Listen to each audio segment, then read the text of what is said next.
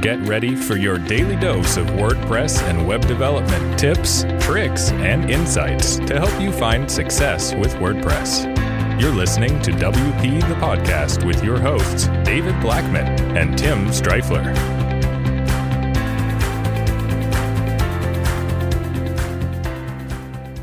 Hey everybody, welcome to another episode of WP the Podcast, brought to you by WP Gears. I'm David Blackman. And I'm Tim Streifler. Almost said podcast. Hey, we might have started something here, Tim. A podcast. A podcast. You don't want, trust me, you don't want me giving a podcast. Maybe Tim, but not no. David. I am, my wife's pregnant, so, by default, I will be sporting the dad bod very shortly. So I don't know if you want me on the podcast either. All right. Today we're going to talk about managed hosting versus traditional hosting.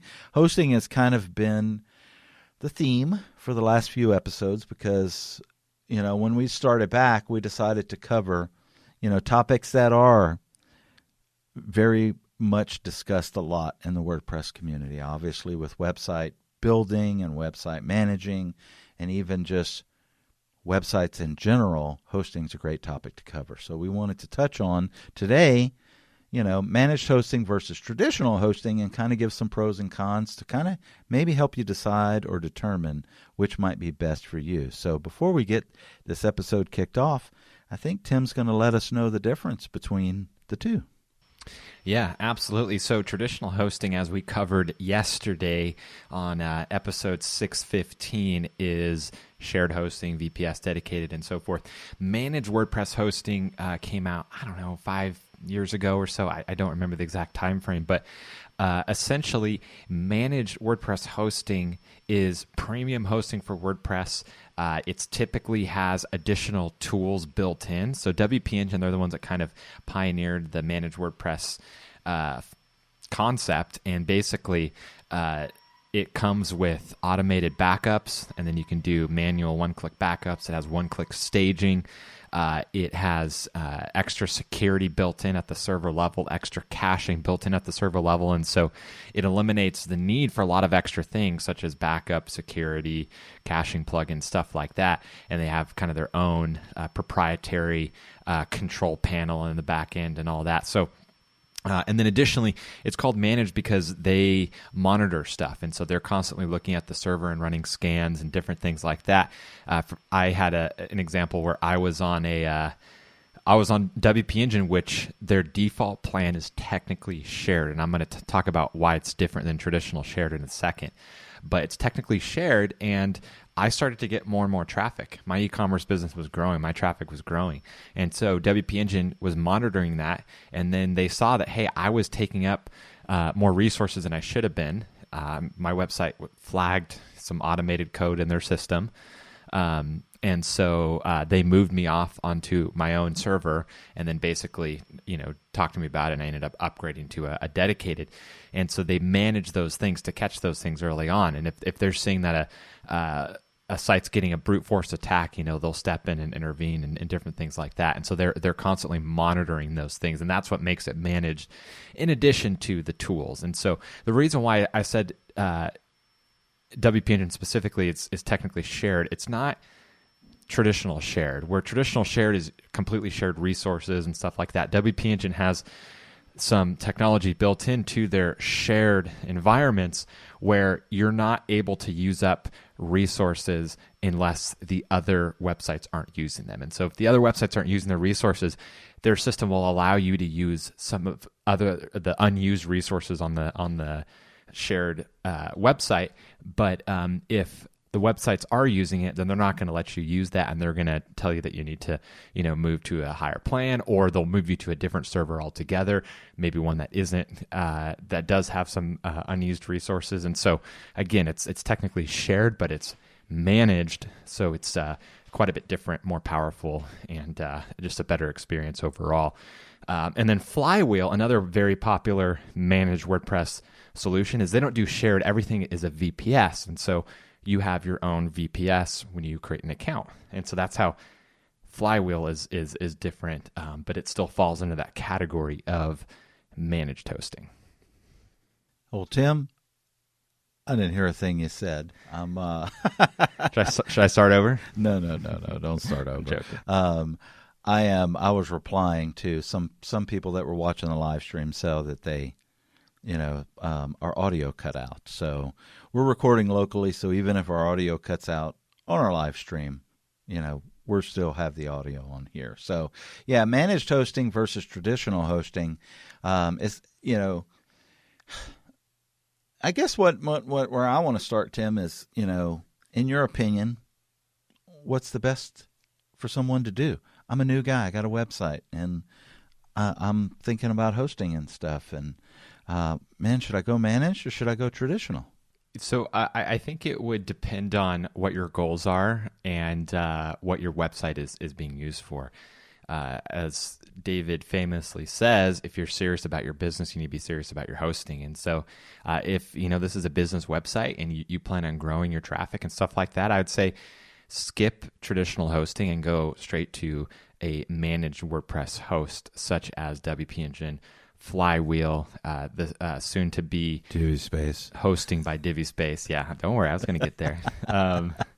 And go right to the managed because you're going to get a lot more for your money in terms of not just getting more reliable, more secure hosting, but also the additional tools built in like automatic backups, one-click staging, WordPress specific security built in, server level caching, those types of things. And so I would recommend one of those three, WP Engine, Flywheel, or hosting by DiviSpace. I'm going to go ahead and just throw this out there, Tim, and you can tell me what your thoughts on this are. I think you should always go with a managed host, unless there's one caveat where I feel like you could go, traditional hosting, but if it were me, I'm going dedicated traditional hosting. And that's only if you have the technical prowess to do it yourself. If you understand hosting and servers and you're an IT guy and you can manage it yourself, then absolutely go for it. Do it yourself. It comes down to time. Time is money. Do I want to manage it myself, or do I want to have someone else manage it for me and stuff? I think your technical experience is going to play into which one you choose, managed versus traditional as well. But I'm going to say, at the end of the day, time is our most valued resource, and it is money. So if you're managing the hosting, you're really not growing your business. So I think I'm going with it. I'm calling it. Always go with managed hosting, because like Tim said, what are you getting? My site crashes, it goes down. With a managed host, you know they have a full backup of your site, and it can be back up within minutes. If you're managing it yourself, if you're in shared hosting, unless you are doing all of these best practices, security, updates, backups, all of that stuff, you could be kind of in a mess if you're not. So I'm calling it.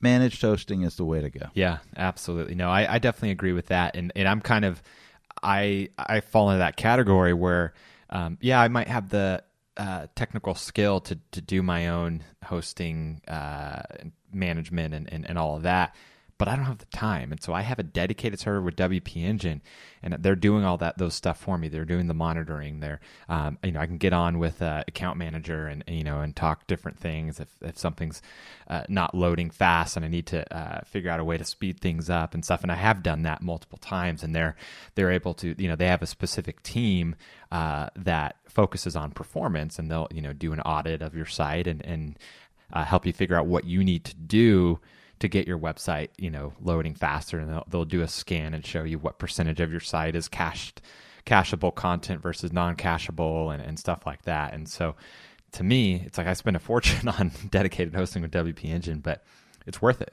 It's worth its weight in gold. So definitely highly recommend it. I also do have an account with traditional hosting with SiteGround that I use for demo sites and dev sites and stuff like that, because it's an unlimited plan. And as David mentioned yesterday in episode 615, shared hosting versus VPS and dedicated, we talked about how unlimited isn't really unlimited. They do cap you at bandwidth and stuff like that, but you can technically have as many sites as you need, not unlimited resources. I totally agree. One last thing that I want to say on this, and this has to do with pricing and stuff, and cost of managed hosting versus traditional hosting. Typically, yes, traditional hosting is going to be less expensive unless you're going dedicated server.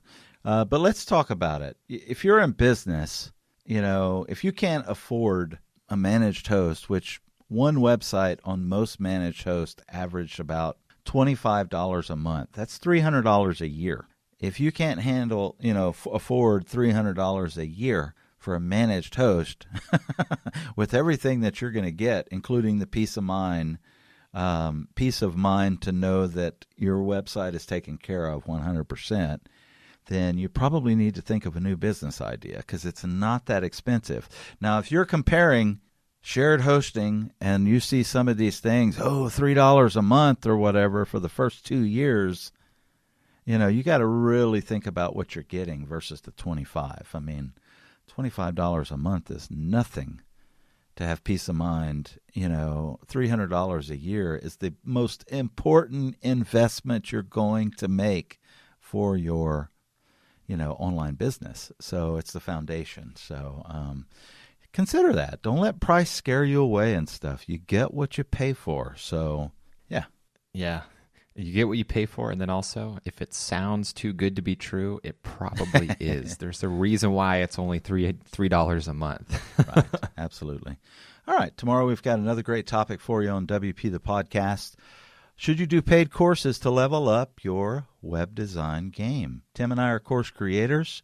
We have several courses in the marketplace. We're working on our latest course right now, and we've been asked a lot, should I invest in courses to take my web design and development to the next level? And come back tomorrow and tune in, and you'll find out what we have to say. Tim, until tomorrow, we'll see you then. Take care. Bye-bye. We've come to the end of today's episode of WP the Podcast. Join us tomorrow for more daily tips and strategies designed to help you run your WordPress business toward success. Remember to subscribe to WP the Podcast so you can stay up to date with each episode. And don't forget to rate and review us. We'll see you again tomorrow right here on WP the Podcast.